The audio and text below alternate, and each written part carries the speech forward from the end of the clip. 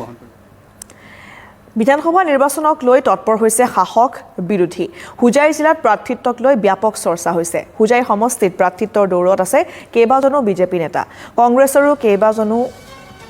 দাবীদাৰ আছে সমষ্টিটোত হুজাইৰ ভোটাৰৰ মনৰ বতৰা এইবাৰ এনকে টিভিত আদৰ্শ বজাৰৰ পৰা ৰূপক বৰাৰ এক প্ৰতিবেদন আগবঢ়াইছো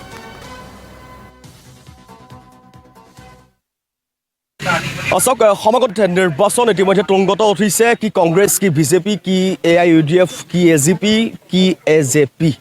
সকলোতে এতিয়া সৰ্বত্ৰে চৰ্চা দলীয় অৰ্থাৎ বিধানসভা নিৰ্বাচনক লৈ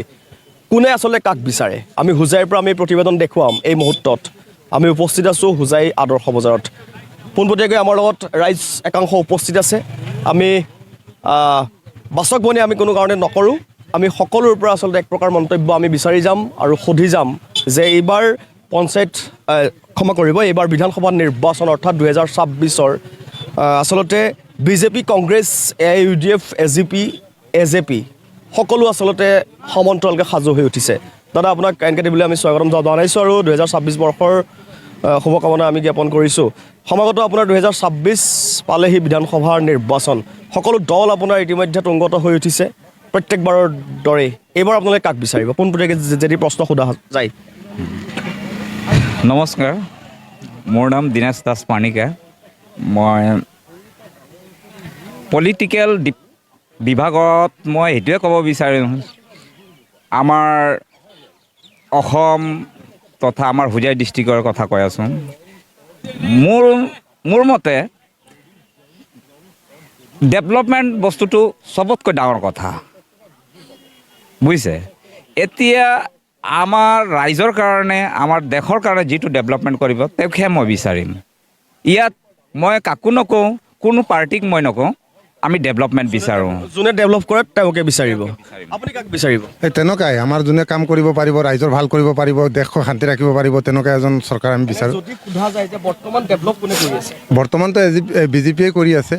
হ'লেও কিছুমান কাৰণত কিছুমান মানুহে বেয়া পায় কিবা আমিও কিছুমান কথাটো বেয়া পাওঁ কিন্তু কাম গোটেইকেইটা বেয়া নহয় বহুত বিধ আছে ভাল বহুত আছে বেয়া গতিকে এটা সুস্থ সুন্দৰ চৰকাৰ আমি বিচাৰোঁ উচ্ছেদ যিসকলে চৰকাৰী মাটি দখল কৰিছে আমাৰ উচ্ছেদ কৰাত আপত্তি নাই কিন্তু কিছুমান এই চৰকাৰী মাটিৰ লগতো কিছুমান মানে ভাল ভাল মানুহ দুখ পাই আছে কিছুমান মানুহ কৈছে বিদেশী মানুহ তেওঁলোকৰ লগত কিন্তু দেশৰ মানুহেও দুখ পাই আছে তেনেকুৱা হ'ব নালাগে সেইটোৱে বিচাৰোঁ গতিকে আমাৰ যিটো ভাৰতীয় মানুহ আছে অসমৰ মানুহ আছে তেওঁলোকে শান্তি পাব লাগে আৰু তেওঁলোকে মানে আকৌ পুনৰ সংস্থাপন পাব লাগে তেনেকুৱা এটা দাবী আৰু আমাৰ